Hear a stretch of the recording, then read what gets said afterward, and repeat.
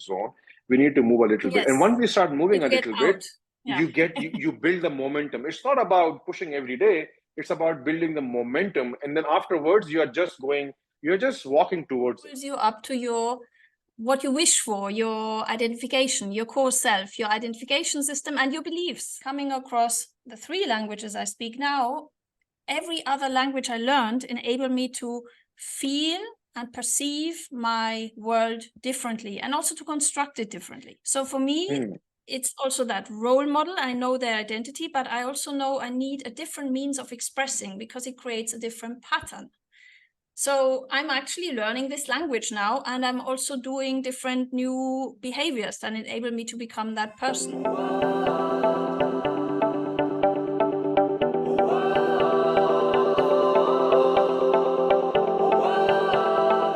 Alter ego today on this field of play for an online book review. This is going to be a different book review from me. Ah, cool. I'm looking forward to that. So what's your name? What's your name? So I haven't put those names together. I'm doing a different strategy right now. I know he does by the names. I haven't picked a name. And I'm not going to talk about my alter ego specifically. Meaning he also talks about, you don't want to talk about. So I'm developing my speech alter ego. And actually what I really liked in terms of the content, I found the actual book itself, it's a quite straightforward idea of reconnecting with your power of creating different characters, like we all had when we had children's play. So that's fine. Yeah. Then the whole book develops that one idea, which is great. What I found really useful were the exercises to build. And I didn't like the alter ego term. I like the heroic self. The heroic self. So to reconnect with your superhero. This is my main takeaway. The question that I asked myself when I was listening to the book was, how will I use this to improve my coaching skills to bring change in my clients as to what they want to achieve? Yeah, so I follow certain areas, but I didn't have a systematic way of doing it. Very first alter ego was the age of 16. I think you and I talked about it previously. That's Arnold from Austria, Arnold Schwarzenegger. Yes, we talked about this. Yeah. I saw him in the movie. I saw the guy. Then I heard about, he's from Austria, from places where he wasn't well off. And I was in the same environment. I also wanted to go to America, and he also wanted to go to America. He wanted to in the movies. Yeah. I also wanted to act in movies. I didn't act in the movies, but I wanted to act in the movies.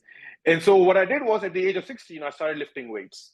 And ever since then, I've been lifting weights on and off. And that's yes, you had that role model. Exactly. I had that role model exactly like that. And so Arnold did the same thing with that British Mr. Universe, or the actor who played in Hercules, that role. So identities actually are the way to change your behavior, because like he talks about, you have this core, and around the core, you have this belief system, which is either enabling your talents or it's limiting you. And so it's hard to change that. And what you can do is, instead of, you can keep on trying, right? And then eventually you'll fail, or you'll successful. It will take time. Or you can say, I'm not going to use my willpower. I'm going to hire a buddy. Like somebody else will perform it for me. And that person is doing it. So you don't feel the resistance in doing so. And eventually you become that person, because you build that confidence, become part of your fast mind. And that is the model. Actually, what you just described is the model that I was referring to before, that I said it gives that nice framework. And, I can't show this now because of the background, but the model in the book that outlined at the core is the identity, the core self, it's called, what you just outlined. Then you have the core, the drivers that actually enable you to behave as that identity. Then there is what you just said, the belief layer, that then creates that emotional connection.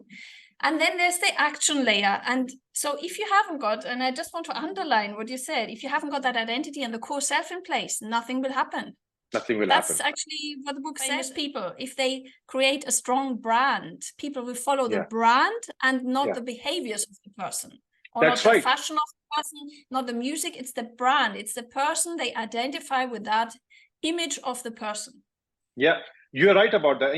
Ever since then, I've been looking at a few things which he talks about, like the totem, something to remind you of your emotional connection. Now, here's the thing. So a lot of people won't talk about, because this is the machinery under the hood. And so if you want to inspire your audience, you don't want to talk about the alter ego effect, but you do want to talk about certain things to inspire them to create that emotional connection.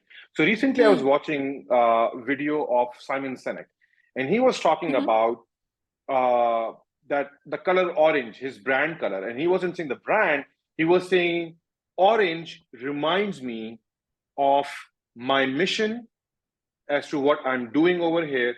And you will see that I will be wearing orange on and off. And he was wearing a watch, and he pointed at that, which had an orange strap on it. You see that? That's his lead color. That's so great. he is following an alter ego, or to say a character that he has embodied with that orange color. It's not just the watch. He says, I wear different things, and the color, his banner, all of that is reminding him of that. And so he's creating the same connection with his audience, because he also wants them to have the same mission that he has, which is a very good way of spreading a message, by the way, and having people embody your message. Exactly, and centering everything on that one identity, and as you said, that emotional identification process that is taking place. It's yes, exactly. You know, and one person that sorry, yeah, say again. One person that I like to observe, listen, read his books is Simon Sinek, because on empathy specifically, he is a master of thinking about how to empathize with someone, because it's a skill. And you have to like I just made a mistake with that video, and he would have thought about that. This is a very good skill to have. So I watch Simon Sinek a lot and learn from his behavior, what he's doing, how to empathize with his audience. Words, I admire also, I join you in that admiration. His words are very wise in terms of he finds a way of translating that emotional intelligence, as you said, in behaviors, but also into words. Remember, we exchanged last time on LinkedIn over what I call the verbal alchemy, you know, to actually have that wisdom of choosing the right words, because it's so difficult when you are maybe in a stressful or challenging situation to still have the right words that align with your identity. It's actually not that easy. And Simon Sinek, when he first had that model also with the golden circle. The golden circle, and that's also people don't buy what you do, they buy why you do it. Exactly. And the why at the center is similar. It's the core values. It's the core self value. Yeah. And that's why this was so successful, because it resonated with everyone. If you don't have an identity, a core belief system, nothing will make sense. The anchor is about, why do you want to do this? Why is this important? So push is, work harder is you need to, so push is a should energy. I should be doing this because somebody else is doing it. Obligation. Right? Yeah. But when we care about something really, really hard, it's like, this is our why, this is our purpose, then that's a must energy. I must do this. And that's a pull energy. It's a stronger energy. It comes from inside. Should is a push, must is a pull. So first step is that you need to know, you need to put an anchor, you need to have that pull. Now, to create the momentum, we must do a little bit of pushing in the beginning, because we are in a comfort zone. We need to move a little bit. And once we start moving a little bit, you build the momentum. It's not about pushing every day. It's about building the momentum. And then afterwards, you're just walking towards it. And it, as you said, I like this push and pull model. It then pulls you up to what you wish for, your identification, your core self, your identification system, and your beliefs.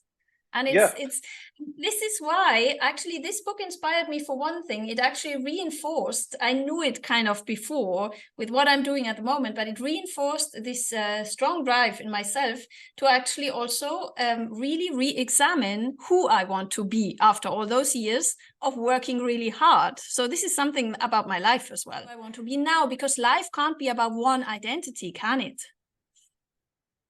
No. I think that would not be fair to our what we could have been.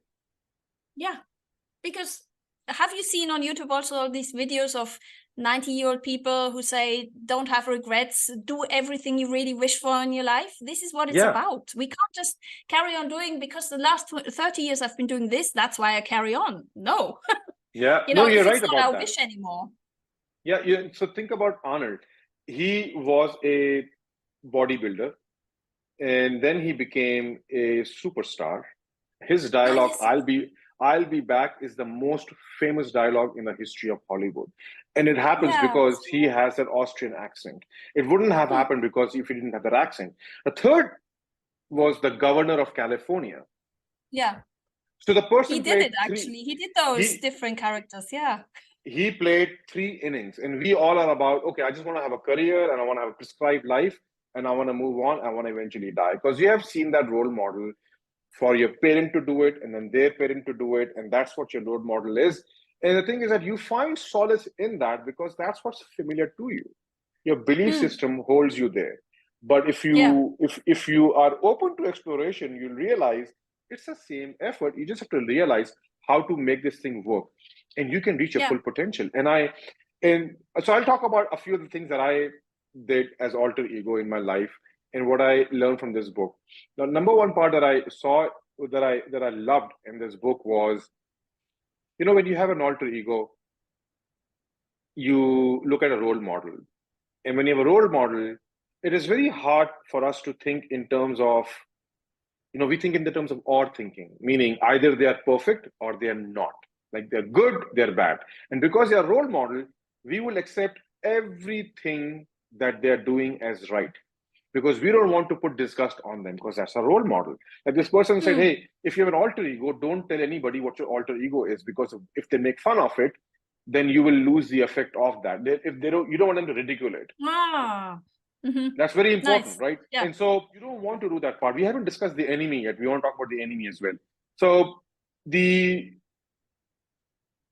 we don't want to talk about our alter ego openly so that people don't ridicule it. I Yeah. lost my chain of thought over here. Okay, yes. So, but for me, it has always been very easy to take someone and look at their good qualities and also identify their bad qualities that I don't want to have. But unfortunately, in sticking wise in the mind, if they are doing something which I really don't like there are people over here, I don't want to name them because it will become like, oh my goodness, it's our role model. You're bashing it. Hmm. But there are people who are really good businessmen and they make the best deals, but they do other activities which I don't like.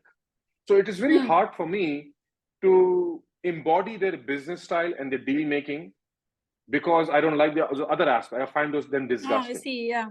right? So Hmm. it becomes very hard. So now you're on the lookout, people who emotionally connect with you, but at the same time, you don't want to have a halo bias. So having a halo bias is really hard, and to fight that is really hard. Now, here's what happens. This book gave me the solution to it, and I am loving it. He talks Mm-hmm. about, write down 4 things. What do you want to stop doing? What do you want to do less of? What do you want to start doing? What do you want to do more of? Now, what happens with Yeah. that, you can cherry pick the things that you want to start doing and stop doing in a certain alter ego that you have, which means you are not even looking at what is disgusting about that alter ego or that character, Hmm.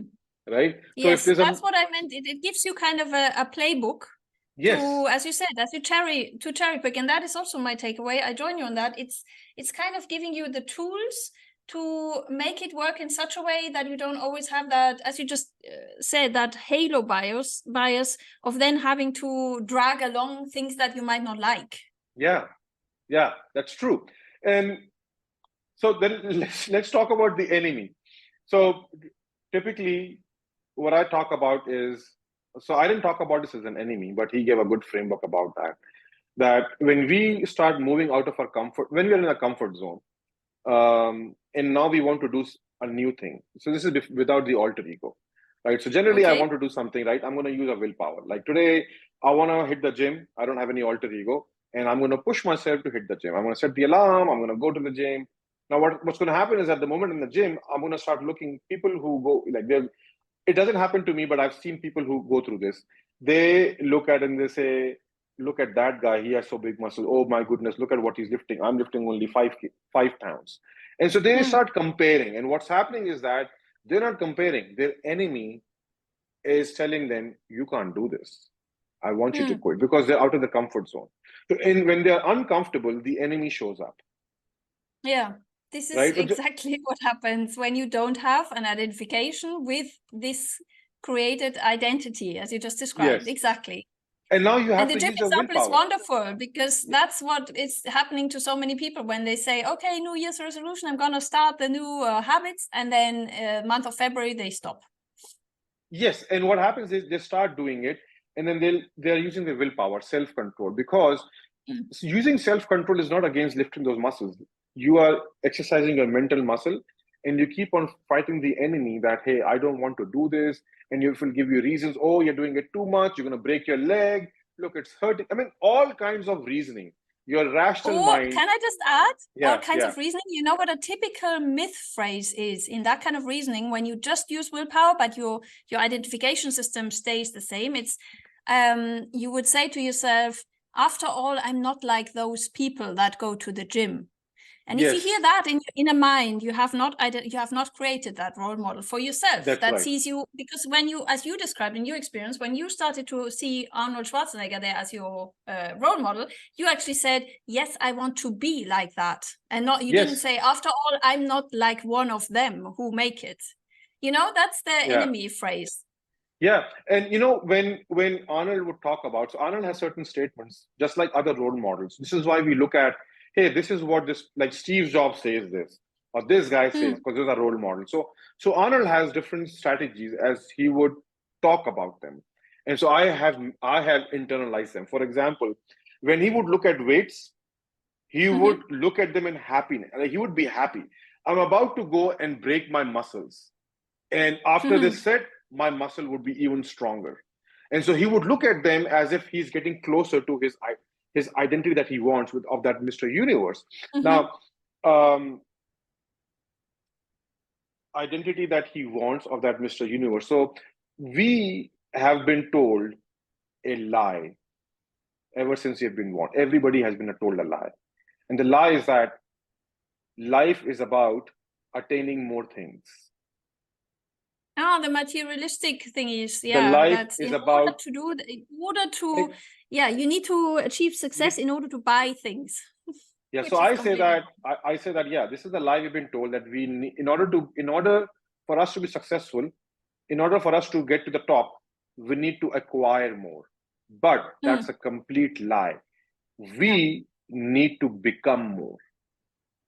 Exactly. It's about ourselves. It's It's about happiness, identity. about our values, about I what we can be, how we can feel. And this is so important what you're saying here. For us, I think, Taha, you and I, for us now, this is a kind of self-evidence, but it was not for me, for example, when I was 20. I thought in those terms. When I was 20, I was thinking, yeah, after all, I need to work hard in order to be able to afford my life. And what does that mean? That is exactly the link to the materialistic side that we've been indoctrinated with. That's right. Yeah. And so this is why when we give people feedback and we point out, hey, look, this is your behavior. That's wrong. That's a fact. And here's another behavior that you should be doing. We are giving people facts and we're telling them what to do. The thing is that you're not reminding them as to why they should change their behavior Right. because you're a bad person, or I believe that this is the wrong, this is right. No, you want to first appeal to their identity. Look, I see, like, for example, the example I talked about, me copying my neighbor's math paper, and my teacher showed up, and what he did was he said, I thought you were a math genius. Yeah, exactly. He Right. And then, appealed to you. I mean, he reminded you of the identity, and that actually then lifted you up.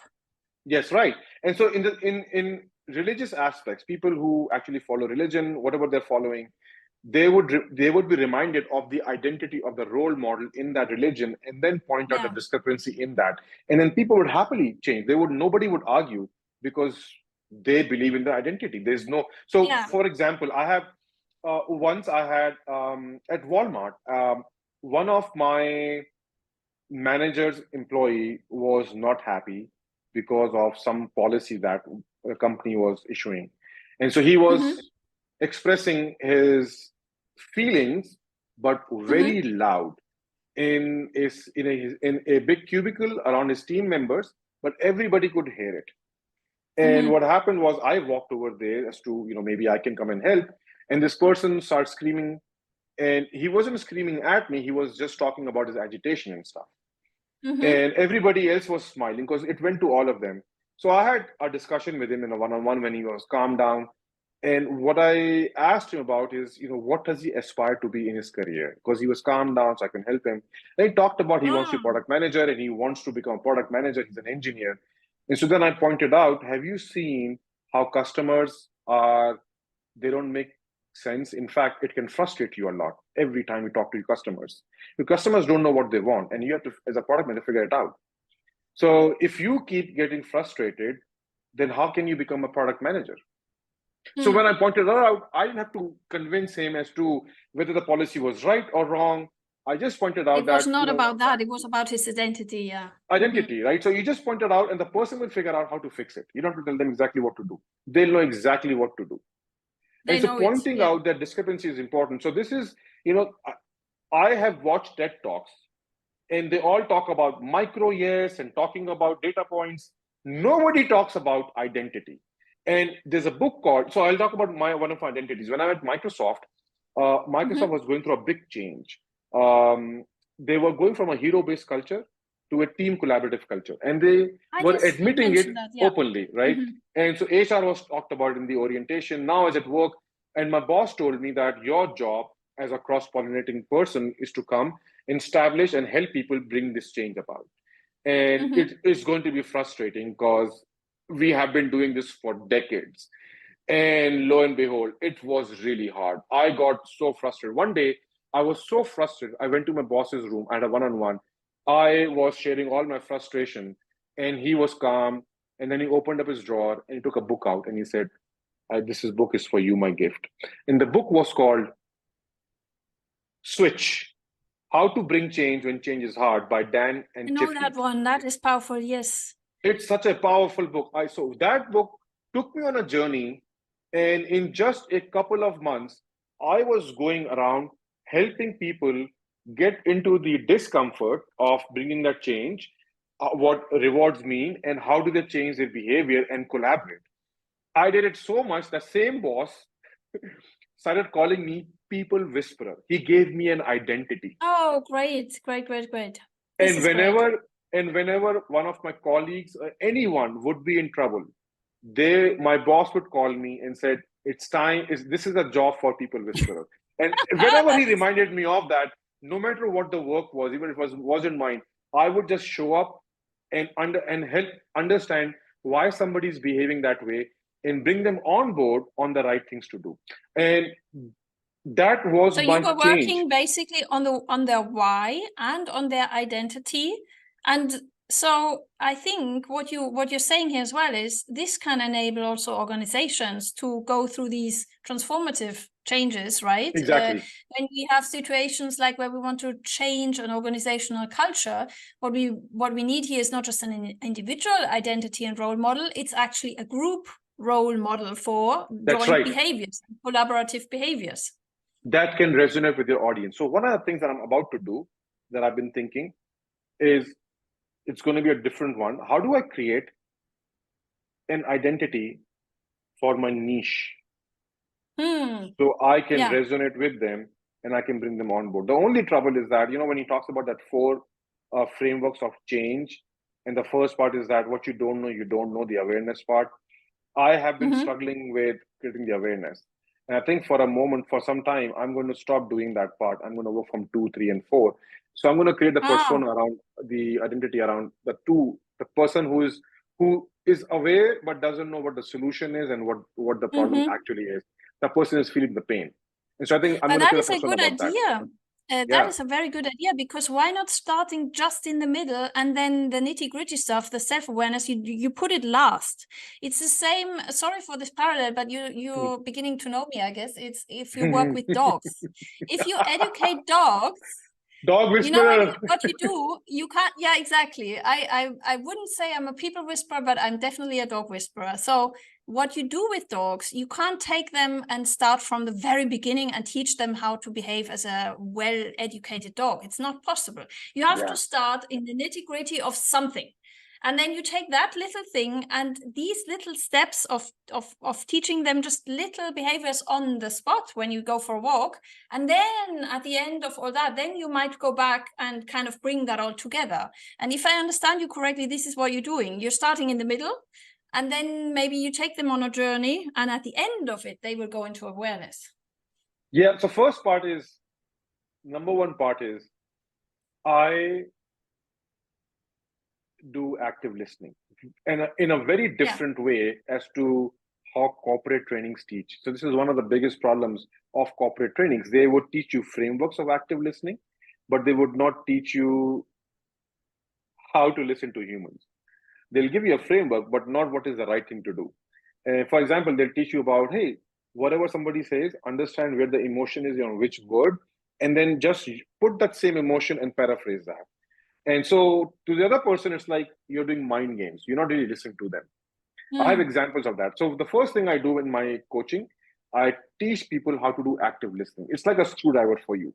Wherever you go, it's the most basic tool. So when you have that, using that, you realize that what is that they care about, what is their core, and what is the belief they have, which stops them.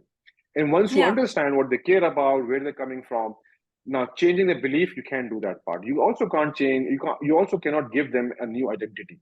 You can only work with what they care about, and then you use that and help them. Thinking and reasoning and feeling. Language is for me the expression of that. And I realized, coming across the 3 languages I speak now, every other language I learned enabled me to feel and perceive my world differently, and also to construct it differently. So for me, it's also that role model. I know their identity, but I also know I need a different means of expressing, because it creates a different pattern. So I'm actually learning this language now, and I'm also doing different new behaviors that enable me to become that person.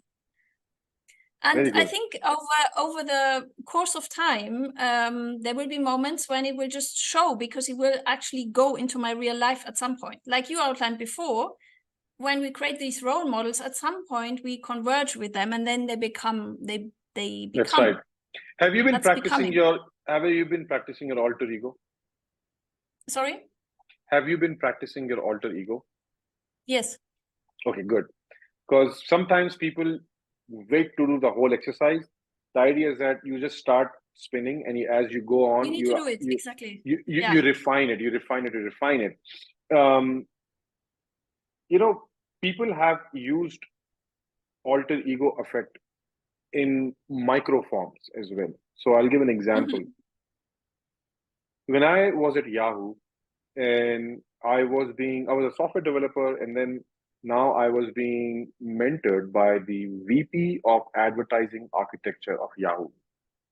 He took interest in me, and so he was mentoring me for different tasks. And I was now, from a software programmer, I was now designing more complex systems that span across 2,000 people. And he was mentoring me how to go about and do it. And so he took me once to a meeting. He didn't tell me which meeting it was. He said, come on, let's go over here. So we walk across this different place, a big room, and anyone over there, I just didn't know anyone. They were like SVPs, VPs, like all those big people in design, engineering, marketing, sales. They had these rules as to how to talk. I was Alice in the Wonderland. But at the same time, I was feeling really odd. So I was overwhelmed by it. And I remember I was sitting by, he was sitting right over here and was talking to somebody. So his back was towards me. And I was sitting like this and looking at the board, what they're talking about, and him. And I was just sitting like that. Everybody was mingling and talking, and they're sharing ideas. And so as he was talking, he turned like this, and he saw me, and he told the guy this, and he said, Taha. I said, yes. Who are you? I said, I am a software developer. You are a software architect, damn it. I said, okay. I said, I'm a software architect. He said, say it like you mean it. I'm a software architect. Immediately, my posture became different. Yeah. My posture changed, and he saw me. He said, good. And he turned, and you know what happened? I just got up and I started introducing myself. Hi, I'm Taha. I'm a software architect. Hi. Yeah, that's a great mentor to have. He basically he reminded you of your identity. That is such a great mentoring. He didn't tell me what to do next. He just reminded me of the identity. And because I got the identity, you know what I did? I realized how do architects behave. And what happened was I had been actually copying. throughout this time, because that's the architect I work with all the time. And he was much more experienced. He was like way, like I was, in terms of numbering, I was IC5, he was IC8, and Oh, Yahoo wow. only had like 7 IC8. There was a point Wow. I actually reported to IC9 also as well at some point after that, like 2 years after that. But it wouldn't be possible if this person had not given me this identity and acted as a role model, who was empathetic, who was Mm-hmm. he demonstrated critical thinking. He also Yeah. demonstrated, one of his lines, what I remember was, when smart people are not making sense, Mm-hmm. they have silent concerns, and they are not speaking them because you haven't made them safe. I was like, wow. Ah, that is Right? wow. Yeah, so I remember That is that wow. because he gave me, what to do as a principle, but it's not just a principle, it's a behavior of a software architect who understands people, not just systems. He understands how human systems work. That is so powerful. And can I just underline? So that is something also a huge takeaway for leadership is don't tell people what to do without reason. I mean, we've said this before, but tell them who they are. And you just show this in you and software architect, damn it. Yeah. That sentence was stronger than anything else because he reminded you of your identity and he gave you also the role behaviors with it. That is he so reminded me powerful. he reminded me of that. So the mistake we make is that when we tell people only if we start by the bad behavior they did, this is what you did, like you wrote code, it was defective, bugs in the place, and you should have been doing this, etc., etc. Or sometimes you get examples, look at your peer. The thing is that a lot of people are actually competing against this peer because you Yeah. have created a system of competition among peers, right? So now you have done that, you're asking them to follow that, but people don't want to be that. In fact, now they are going to resist because you reminded of someone that they want to be like. And so so Very, so very you powerful. so you are giving them a bad identity, which means Mm-hmm. they are going to resist that. And now you have these frameworks about micro, yes, all of that. It is so simple to change behavior if you really want to inspire people, remind them of something good that they aspire to be, and then point out the differences. I mean, this is the two, like, very simple framework. I can teach people in like 5 minutes about how to give Yeah, feedback. exactly. But it really is that. And if we talk nowadays so much about psychological safety in organization, it's about that. The role model needs to be, as you said, something good to aspire to. And also the role model needs to be linked to a belief system that shows that if you connect to those emotions, you can do great because you contribute to the greater why of the organization. That is so So true. that is Now, exactly the essence of it. Now, we need to do follow-up videos because I hear people saying, but how, where do I start? And this is exactly where your work comes in. This is yes, exactly where your work comes in. We need to do more videos on how to break it down into everyday life. And this is where the words and the behavior come in. If you have once constructed that identity, you need to follow that up with the words and the behavior. Like you asked me before, have you done your alter ego? I need to start doing it. It's not just the belief yes. in it. Yeah, and thinking, I think, where you Yeah, talk yes. about that when the tension is created, you can release it with a joke. And that's how the tension releases. Laugh out it. So And giggle then, about it. yes. And then you can, again, embrace you can get out of that either, or you can embrace that part of the happiness of that unity of the moment is actually also the bad feeling. The enemy, you need to have that emotion, and emotion is your alter ego. That's what you use it. This is why you need to have that emotional connection, a very strong Yes. emotional connection, so you can fight the enemy. It matters to you a lot. This is your why. Without that why, you are going to fail. Without why, you are In powerless. that, let's just stay another minute in that example, because then if you have that strong emotional connection, you can embrace even the negative part of that. Linking to the paradox mindset, remember? That's right. We need Yeah. to learn to embrace. So if I want to feel happy, I need to embrace also the negative. Yeah. Awesome. And I think this is really, from our last book review, this is so powerful, because we always tend to say, remember, you were saying that, right? When you have these false beliefs where you say, forget about the negatives. No, don't forget about the negatives. Yeah, you can. You have to You have to address them.